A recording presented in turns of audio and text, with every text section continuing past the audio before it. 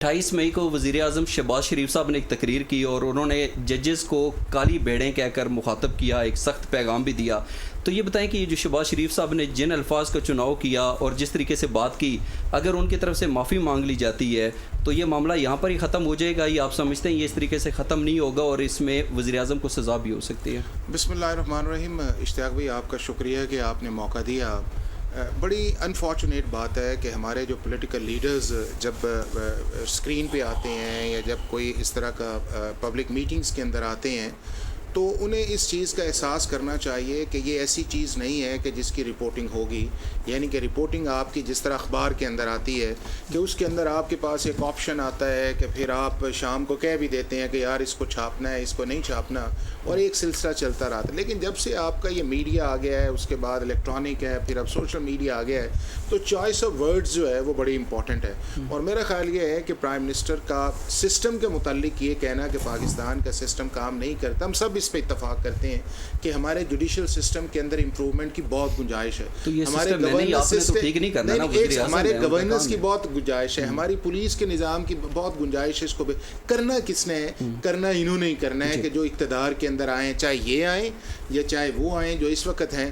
لیکن جو ان کا الفاظ تھے، میرا خیال ہے کہ الفاظ کا چناؤ جو ہے وہ بھی ان اپروپریٹ ہے، اور اس طرح کے الفاظ جو تھے وہ جوڈیشری کے لیے استعمال. ہاں ایک چیز ہے کہ اگر آپ کو گریونس ہے تو آپ ریفرنس فائل کریں اس کے لیے. اگر آپ ہائی کورٹ کا ہے یا سپریم کورٹ کا ہے، آرٹیکل 209 کے نیچے جو ہے وہ ریفرنس فائل کریں. اور اگر آپ ڈسٹرکٹ جوڈیشری کو سمجھتے ہیں تو اپنی لا منسٹری کے ذریعے جو ہے آپ کنسرن چیف جسٹس کو رپورٹ کریں کہ یہ معاملے ہیں. لیکن یہ ایک بات حقیقت ہے اس چیز کے اندر جس میں دو رائے کوئی نہیں ہے کہ پاکستان کے اس سارے گورننس اور جسٹس سسٹم کے اندر میجر سرجری کی ضرورت ہے. اور جتنی دیر تک یہ سرجری ہم نہیں کریں گے اتنی دیر تک یہ پولیٹیکل وکٹمائزیشن بھی رہے گی، اتنی دیر تک میرا جج، آپ کا جج، اس کا جج وہ بھی رہے گا، اتنی دیر تک اینٹی ٹیررزم لا کی غلط اپلیکیشن بھی رہے گی کہ کہیں سیکشن 7A لگے گا، کہیں نہیں لگے گا. اسی طرح جو آپ کے اوفینسز چارج اسی طرح رہیں گے، پولیس اسی طرح زیادتیاں کرتی رہے گی. اور جب ہم اس سارے وشیس سرکل کے اندر آئیں گے، اگر ہم وکٹم بنیں گے تو ہم اس کو ایجیٹیٹ کریں گے، اور اگر ہم نہیں بنیں گے تو ہم سمجھتے ہیں کہ یہ اسٹیٹس کو کے اندر ہے. تو بنیادی چیز جس کی طرف میرا خیال اشارہ ہے وہ یہی ہے کہ نظام جو اس کو ٹھیک کرنا ہے، بٹ میں نے آپ نے ٹھیک نہیں کرنا، ٹھیک انہوں نے کرنا ہے. اور اس کے لیے جو ہے کہ بجائے یہ کہنا کہ جی فلاں کو پروسیکیوٹ ہونا چاہیے یا اب تک پروسیکیوٹ کیوں نہیں ہوئے، یہ کام جو ہے اسٹیٹ کے لوگوں کا یا اسٹیٹ کے انسٹیٹیوشنز کا کہنا نہیں ہے، انہیں اپنے ایکشن سے کرنا چاہیے. لیکن سائملٹینیسلی میں سمجھتا اس طرح ہوں کہ ہمارے جو سپریم کورٹ کے یا ہائی کورٹ کے ججز ہیں انہیں بھی احتیاط کرنی چاہیے کہ جب وہ بھی بات کر رہے ہوتے ہیں تو میڈیا کے لوگ جو ہیں وہ بول رہے ہوتے ہیں. اور میرا خیال ہے کہ جس طرح کل ایک جج صاحب نے جو الفاظ بھی کہے تھے اس چیز کے اندر، تو میرا خیال ہے وہ بھی اپروپریٹ ہے. ہمارے چیف جسٹسز ہیں، ان کا کام جو ہے لا یا کانسٹیٹیوشن کے مطابق کرنا، کو فائٹ کرنا کام نہیں ہے. تو یہ ایک جو ہماری ٹینڈنسی آئی ہوئی ہے پچھلے 10-12 سال سے، اس کو میرا خیال ہے کہ امپروو کرنے کی بہت ضرورت ہے. تفصیلی طور پہ بتا دیا ہم نے. ماضی کے اندر دیکھا کہ اگر کسی کو چند سیکنڈز کی بھی سزا ہو جائے تو وہ وزیر اعظم نہیں رہتا.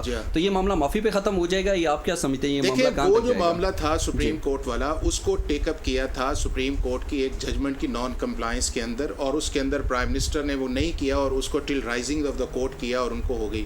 اب اس کے اندر یہ ہے کہ آپ کے پاس دو آپشن ہیں. ہمارا جو کنٹیمپٹ آف کورٹ لا ہے، ایک یہ ہے کہ ہائی کورٹ یا سپریم کورٹ خود بھی کاگنیزنس لے سکتی ہے، وہ لا کے اندر ہے اس چیز کا. اور میرا خیال ہے کہ جس طرح اگر سسٹم کے اوپر بات کی گئی ہے تو وہ سپریم کورٹ اپروپریٹ فورم ہے.